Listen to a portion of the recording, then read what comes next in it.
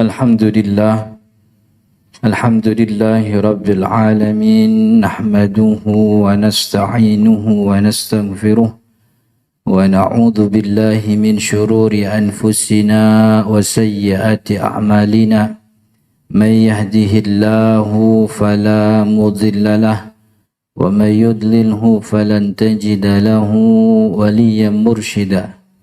أشهد أن لا إله إلا الله وحده لا شريك له وأشهد أن سيدنا ونبينا محمدا عبده ورسوله اللهم صل وسلم وبارك على سيدنا محمد وعلى آله وصحبه ومن تبعهم بإحسان إلى يوم الدين.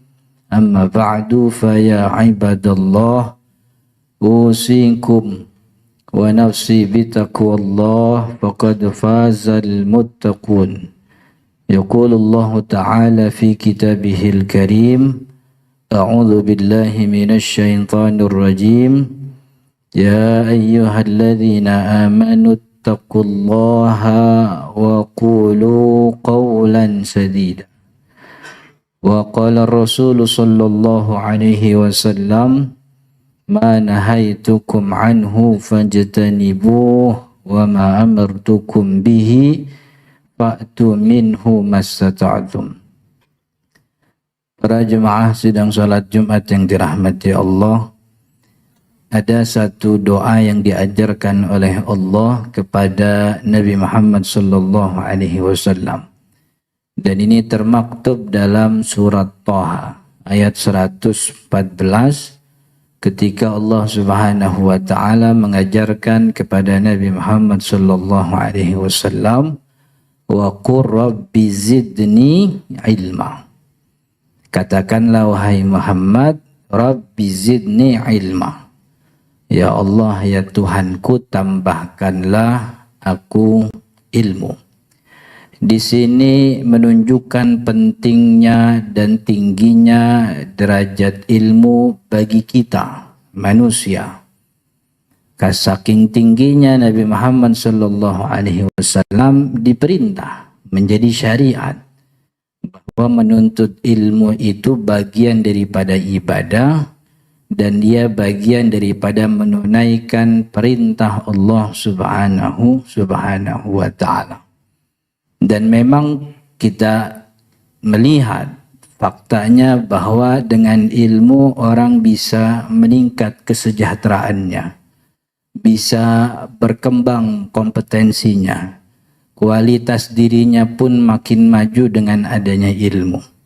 Tapi sebaliknya tanpa ilmu, orang stuck hanya di situ-situ saja. Wawasannya tidak luas. Wawasannya tidak berkembang, kualitas dirinya pun sulit untuk terangkat. Dan kita lihat negara-negara maju di belahan bumi ini, mereka maju bukan karena kong kali kong. Mereka maju karena dengan ilmu yang mereka kembangkan, otak yang mereka optimalkan. Dan Nabi Muhammad SAW sudah mempelopori itu jauh sebelum kita di sini. Bahwa diriwayatkan dalam riwayat Imam Ibnu Majah, Nabi Muhammad sallallahu alaihi wasallam setiap pagi selesai ba'da salat subuh, Nabi Muhammad selalu berdoa kepada Allah, Allahumma inni as'aluka ilman nafi'a wa rizqan halala wa amalan mutaqabbala. Dan apa yang diminta oleh Nabi Muhammad sallallahu alaihi wasallam sebagai kita orang yang punya keyakinan bahwa Nabi Muhammad manusia terbaik, bahwa apa yang diminta oleh Nabi Muhammad adalah sebaik-baik permintaan. Dan apa yang diminta oleh Nabi Muhammad dalam hal ini adalah kebaikan bagi kita dunia dan akhirat. Sebab tanpa ilmu hidup kita tidak teratur.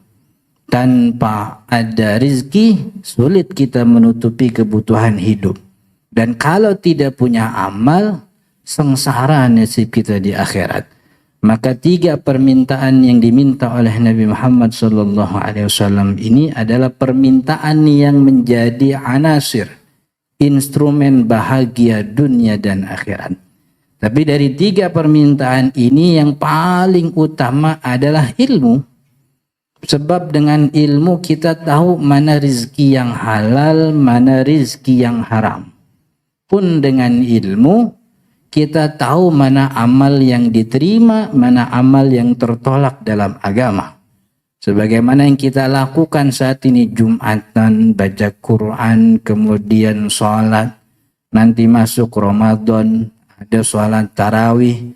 Tanpa ilmu sia-sia semua amal kita. Tanpa ilmu sia-sia semua amal kita. Maka ilmu menjadi sangat penting.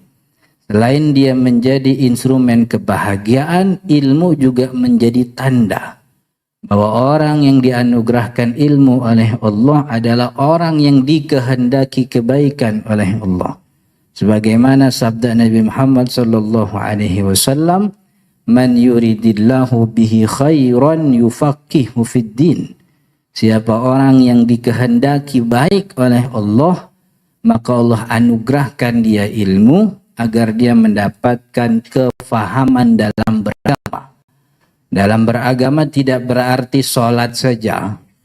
Berhubungan dengan istri, orang tua, dan anak pun bagian daripada agama. Butuh ilmunya.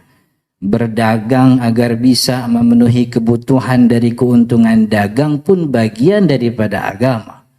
Maka daripada itu orang yang dikehendaki kebaikan, Allah berikan kepahaman tentang bagaimana menjalankan ibadah dan kehidupan dengan baik, dan itu dengan ilmu. Dan lebih daripada itu ternyata berilmu atau proses belajar bagian daripada kita mensyukuri nikmat tubuh kita, nikmat hidup. Dalam Al-Quran Allah mengatakan, "Wallahu akhrajakum min butuni ummahatikum la ta'lamuna syai'a." Allah yang mengeluarkan kalian dari perut ibu-ibu kalian, dan status kalian ketika dikeluarkan dari perut ibu kalian la ta'lamuna syai'a, kagak tahu apa-apa, nol. Lalu kata Allah, wa ja'ala lakumus sam'a wal absara wal afidah. Lalu Allah jadikan bagi kalian kuping untuk mendengar. Allah berikan mata biar bisa lihat, dan Allah berikan hati agar bisa menyaring apa yang dilihat dan juga didengar. Apa akhir ayatnya? La'allakum tashkurun, agar kalian bisa bersyukur. Nol ilmu kita ketika lahir, tapi Allah berikan alat dan media untuk menyaring informasi.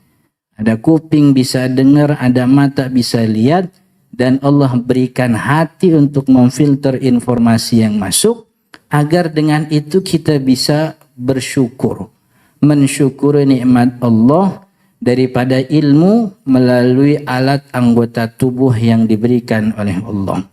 Maka itu wajar kemudian Allah membedakan. Qul hal yastawil ladzina ya'lamuna wal ladzina la ya'lamun. Membedakan kelas antara orang yang tahu berilmu dengan orang yang tidak tahu. Dan pada ujungnya Allah mengatakan, yarfa'illahu alladhina amanu minkum walladhina utul ilma darajat.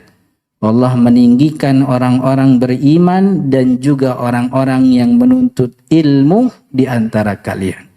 Jadi tingginya derajat kita di sisi Allah sebab berilmu, karena dengan berilmu kita berarti mensyukuri nikmat kuping, kita mensyukuri nikmat mata, serta kita mensyukuri nikmat hati.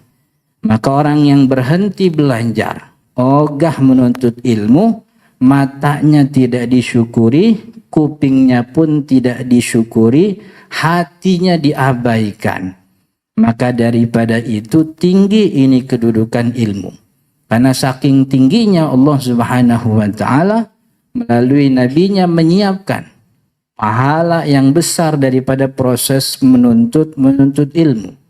Kata Nabi Muhammad sallallahu alaihi wasallam, man kharaja min baitihi li talabil ilmi fahuwa fi sabilillah hatta yarji.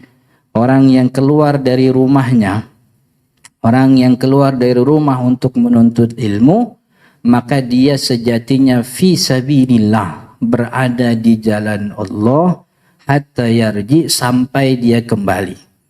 Dalam hadis lain Nabi Muhammad SAW mengatakan, man salaka tariqan yaltamisu fihi ilma, sahalallahu lahu tariqan ilal jannah.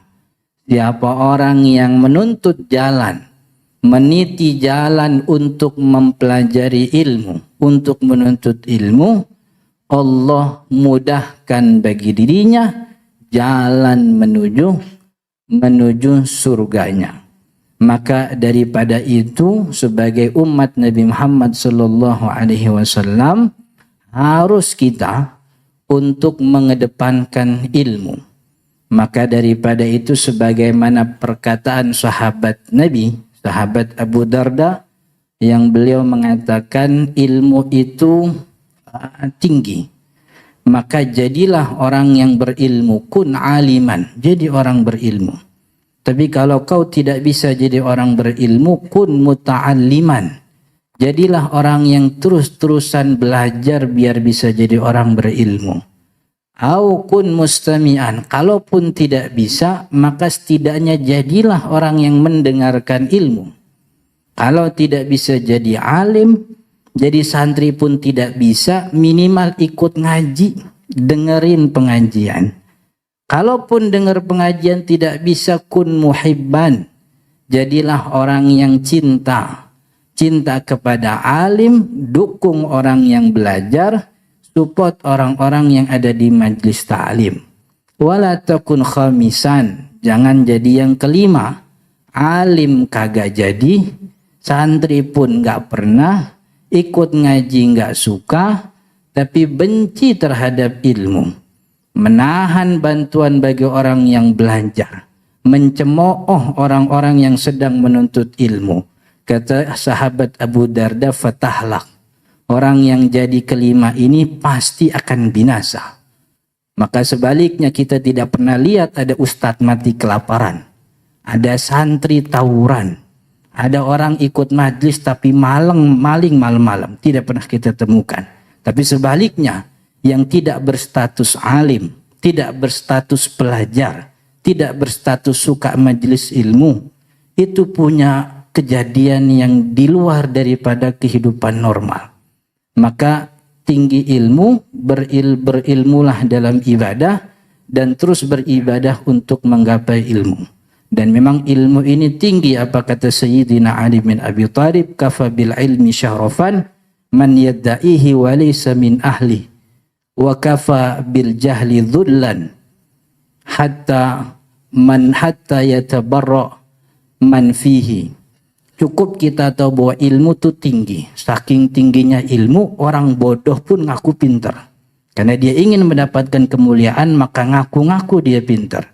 Dan kita tahu bahwa kebodohan itu hina. Saking hinanya kebodohan, orang bodoh pun tidak mau dihinakan, sehingga dia ngaku dia terlepas dari kebodohan. Dia mengaku bahwa dia kagak bodoh, ingin terhindar dari kehinaan kebodohan. Maka tinggikanlah ilmu, hormati orang yang berilmu, dukung orang-orang yang menuntut ilmu, cintai majlis-majlis ilmu. Apalagi di depan kita ada Ramadan, sungguh tidak akan bisa Ramadan ibadah kita berjalan kecuali dengan ilmu. Barakallahu li wa lakum fil Qur'anil azim. ونفعني وإياكم بما فيه من الآية والذكر الحكيم. أقول قولي هذا وأستغفر الله العظيم